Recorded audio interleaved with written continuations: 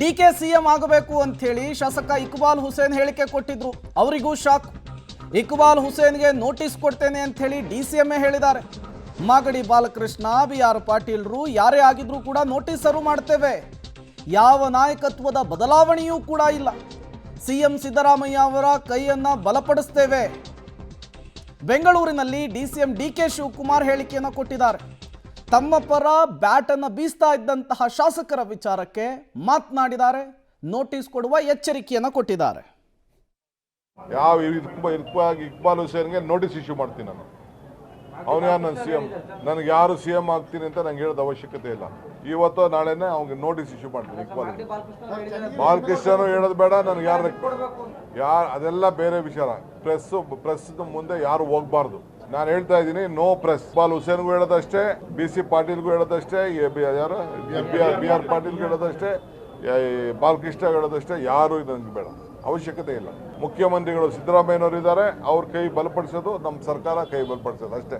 ರಾಜ್ಯದಲ್ಲಿ ಕಾಂಗ್ರೆಸ್ ಅಧಿಕಾರಕ್ಕೆ ಬಂದಾಗಿನಿಂದಲೂ ಕೂಡ ಇದೇ ಹಾಡು, ಇದೇ ರಾಗ. ಅಧಿಕಾರ ಹಂಚಿಕೆಯ ವಿಚಾರ, ಪರ ಒಂದಿಷ್ಟು ಜನ, ವಿರುದ್ಧ ಒಂದಿಷ್ಟು ಜನ. ಆಗಾಗ KPCC ಅಧ್ಯಕ್ಷರಾಗಿ DK ಶಿವಕುಮಾರ್ ಈ ರೀತಿಯ ಹೇಳಿಕೆಗಳನ್ನು ಕೊಡ್ತಾನೆ ಇದ್ದಾರೆ. ಈ ಹಿಂದೆ ಜಮೀರ್ ಅಹಮದ್ ಖಾನ್ಗೂ ಕೂಡ ಇದೇ ರೀತಿಯ ಎಚ್ಚರಿಕೆಯನ್ನು DCM DK ಶಿವಕುಮಾರ್ ಕೊಟ್ಟಿದ್ರು. ಈಗ ತಮ್ಮ ಆಪ್ತ ಶಾಸಕರಿಗೂ ಕೂಡ ಅದೇ ರೀತಿಯ ಎಚ್ಚರಿಕೆ. ಹೈಕಮಾಂಡ್ ಎಂಟ್ರಿ ಬಳಿಕವೂ ಕೂಡ ಕಾಂಗ್ರೆಸ್ನಲ್ಲಿ ಮತ್ತದೇ ಮಾತು ಮುಂದುವರಿತಾ ಇದೆ. ನಾಯಕತ್ವ ಬದಲಾವಣೆ ಬೇಕು ಅಂತ ಹೇಳಿ ಶಾಸಕ ಇಕ್ಬಾಲ್ ಹುಸೇನ್ ಆಗ್ರಹಿಸ್ತಾ ಇದ್ದಾರೆ.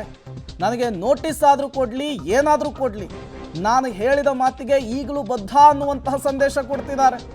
ರಾಜ್ಯದಲ್ಲಿ ನಾಯಕತ್ವ ಬದಲಾವಣೆ ಬೇಕೇ ಬೇಕು ಅಂತ ಹೇಳಿ ರಾಮನಗರದ ಶಾಸಕ ಇಕ್ಬಾಲ್ ಹುಸೇನ್ ಮತ್ತೊಮ್ಮೆ ಮಗದೊಮ್ಮೆ ಆಗ್ರಹಿಸ್ತಾ ಇದ್ದಾರೆ. ನನಗೆ ಕರೆದಿದ್ದಾರೆ. ಎಲ್ಲ ಶಾಸಕರಿಗೆ ಯಾವ ರೀತಿ ಅವಕಾಶ ಮಾಡಿಕೊಟ್ಟಿದ್ದಾರೋ ಅದೇ ರೀತಿ ನನಗೂ ಅವಕಾಶ ಮಾಡಿಕೊಟ್ಟಿದ್ದಾರೆ. ನನ್ನಲ್ಲಿರುವ ಅಭಿಪ್ರಾಯಗಳನ್ನ ತಿಳಿಸ್ತೀನಿ. ಆಮೇಲೆ ನಿಮ್ಗೆಲ್ಲ ಮಾತಾಡ್ತೀನಿ.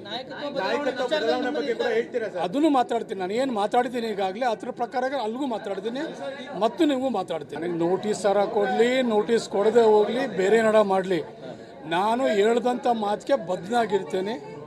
ಬದಲಾವಣೆ ಬೇಕು, ಬದಲಾವಣೆಗೆ ನಾನು ಬದ್ಧತೆಯಾಗಿ ಇರ್ತೀನಿ. ನನಗೆ ಕರೆದಿದ್ದಾರೆ. ಎಲ್ಲ ಶಾಸಕರಿಗೆ ಯಾವ ರೀತಿ ಅವಕಾಶ ಮಾಡಿಕೊಟ್ಟಿದ್ದಾರೋ ಅದೇ ರೀತಿ ನನಗೂ ಅವಕಾಶ ಮಾಡಿಕೊಟ್ಟಿದ್ದಾರೆ. ನನ್ನಲ್ಲಿರುವ ಅಭಿಪ್ರಾಯಗಳನ್ನ ತಿಳಿಸ್ತೀನಿ. ಆಮೇಲೆ ನಿಮ್ಗೆಲ್ಲ ಮಾತಾಡ್ತೀನಿ. ಅದನ್ನು ಮಾತಾಡ್ತೀನಿ. ನಾನು ಏನು ಮಾತಾಡ್ತೀನಿ ಈಗಾಗಲೇ ಅದ್ರ ಪ್ರಕಾರ ಅಲ್ಲಿಗೂ ಮಾತಾಡ್ತೀನಿ ಮತ್ತು ನಿಮಗೂ ಮಾತಾಡ್ತೀನಿ. ನೋಟಿಸ್ ಸರ ಕೊಡಲಿ, ನೋಟಿಸ್ ಕೊಡದೆ ಹೋಗ್ಲಿ, ಬೇರೆ ನಡ ಮಾಡಲಿ, ನಾನು ಹೇಳ್ದಂಥ ಮಾತಿಗೆ ಬದ್ಧನಾಗಿರ್ತೇನೆ. ಬದಲಾವಣೆ ಬೇಕು, ಬದಲಾವಣೆಗೆ ನಾನು ಬದ್ಧತೆಯಾಗಿ ಇರ್ತೀನಿ. ನಾನು CM DCM ಮೈಸೂರಿನ ಏರ್ಪೋರ್ಟ್ನಲ್ಲಿ ಕೈ ಎತ್ತಿದ್ದು, ಒಗ್ಗಟ್ಟಿನ ಸಂದೇಶವನ್ನು ಕೊಟ್ಟಿದ್ದು. ಅವರು ಸುಮ್ಮನಾದರೂ ಕೂಡ ಅವರ ಆಪ್ತರು, ಅವರ ಬಣದವರು ಸುಮ್ಮನಾಗಲ್ಲ ಅನ್ನೋದು ಗೊತ್ತಾಗ್ತಾ ಇದೆ.